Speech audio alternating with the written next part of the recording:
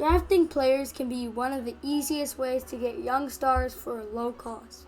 Some drafts are deeper than others, and the 2020 NHL draft is no exception.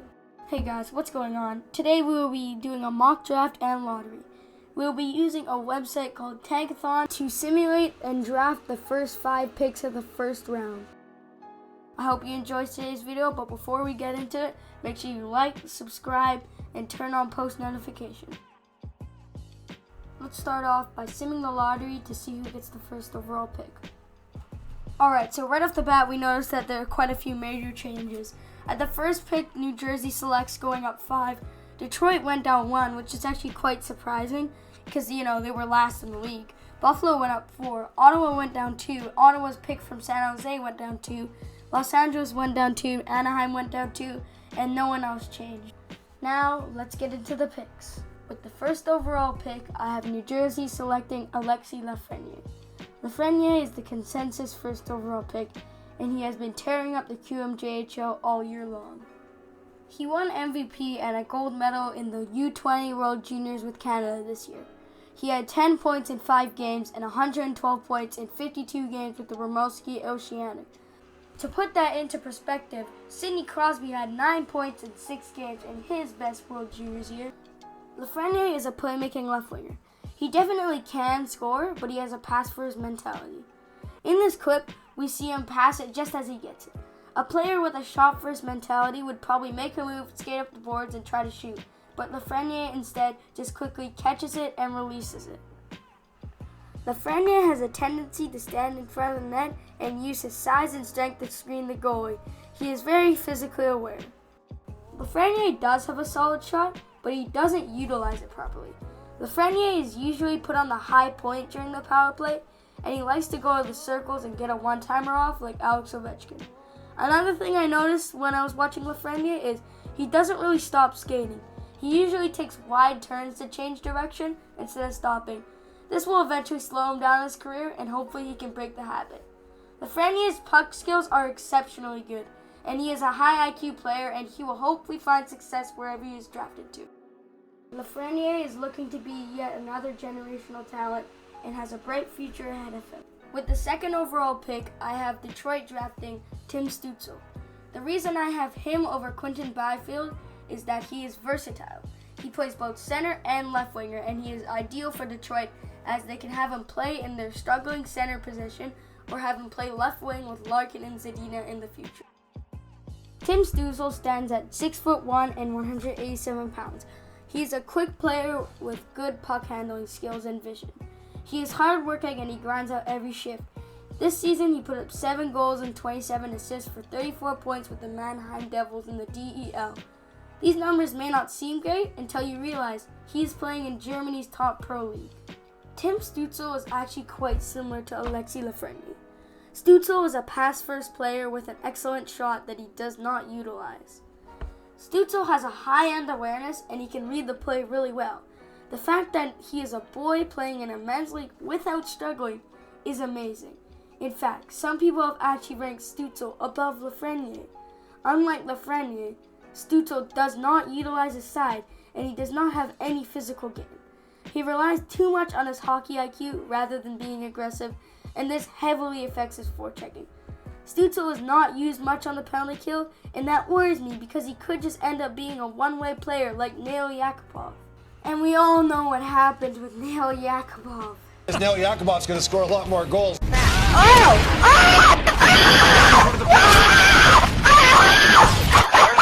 With the third overall pick, I have Buffalo selecting Quinton Byfield. The thing with Buffalo is that their defense should be good, but it's not. Their offense also should be good, but it's not. So you could go either way when it comes to drafting a forward or defenseman. So I just went with Byfield because of his rank. Quinton Byfield put up 32 goals and 50 assists for 82 points this year as the captain of the Sudbury Wolves. Byfield is huge, standing at 6'4" and 215 pounds. He is really good at skating, especially for someone at his size. A player that Byfield can be compared to is Evgeny Malkin. He has great hands, high hockey IQ, a solid frame, and he is tall, just like Malkin. He is strong, but despite his size, he is still physically immature. Quinton Byfield is dominant in transitioning the puck from his zone to the offensive zone. Byfield can be described as a gentle giant, as his physicality isn't quite where it should be for someone of his size. One way he's proficient in using his body is protecting the puck. His faceoffs aren't great, as his faceoff percentage is just 52%, which is basically like flipping a coin. I still think Byfield will be a franchise player, and some people think he was the consensus second overall pick, but for Detroit, I think Stützle is a better fit. With the 4th overall pick, I have Ottawa Senators drafting Jamie Drysdale. Ottawa needs work on all ends of the ice, but they especially need work on their defense, so Jamie Drysdale was the ideal pick. Drysdale put up 9 goals and 38 assists for 47 points this season with the Erie Otters. Drysdale is an excellent skater who can drive and push the play. He's a great transition player who can deliver accurate passes while moving. He has a high-end offensive skill set which makes him dangerous whenever he touches the puck. He is quite small, standing at 5'11", and he is only 165 pounds. He is a fluid, puck-moving defenseman who can bomb passes across the ice. He makes up for his size by using his high hockey IQ to get a jump on bigger players. He is the best defenseman available in this draft class, and he reminds me of Quinn Hughes. Drysdale is not only good offensively, but his defense has also shown lots of improvement. He is able to shut down some of the OHL's best forwards, which says a lot. Drysdale is very offensively driven, and he's not afraid to rush the puck. He shows a lot of confidence when he is skating up the ice and leading the rush, and when he's in the offensive zone, his shot of choice is a slap shot. However, he does not shoot very much as he trusts his passing ability much more. He performs well under pressure and remains calm in game. Drysdale is not a physical player, but he does not shy away from hits or pins. With the 5th overall pick, I have Ottawa selecting Lucas Raymond. Like I mentioned last pick, Ottawa needs work on all ends of the ice, so I selected the highest ranked player that was left. Raymond had 4 goals and 6 assists in the SHL with for London. Now, these numbers may not seem like something of a top 5 player until you realize he is only playing 9 minutes a night in a Swedish pro league, and he gets most of his minutes on the penalty kill. Raymond is a quick winger who handles the puck well with speed. Raymond is a dynamic and creative playmaker with a high hockey IQ. Raymond may seem small, standing at 5'10" and 161 pounds, but he still has the upside of being a, quote, 200-foot winger. His speed is hard to miss, and he has an excellent shot. Some people have actually ranked Raymond above Byfield, but personally, I don't think he'll go that high because teams will probably judge him by his size. Raymond has excellent acceleration, which adds quite a bit to his speed. He isn't too strong in his skates, and he can be knocked down easily. He is an extremely capable penalty killer, and he is a playmaker in the sense that he makes smart plays with his hockey IQ and not so much his passing. Raymond is like Swedish Brady Point, in the sense that he has an excellent shot and skating.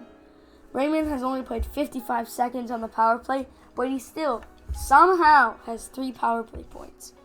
Raymond has tremendous upper body strength for someone of his size, and he is definitely a top 3 forward in this draft. Raymond is elite both ways, and he will be a huge difference maker to whatever team that drafts him. Like and subscribe and turn on post notifications. I hope you enjoyed today's video. If you did, please like, because if we get this to 10 likes, I'll do a part 2. And the reason why the like goal is so high, because this was pretty hard to make, and I had to do a lot of research. So also, comment any ideas for videos or feedback you have about today's video. Thanks for watching. See you soon.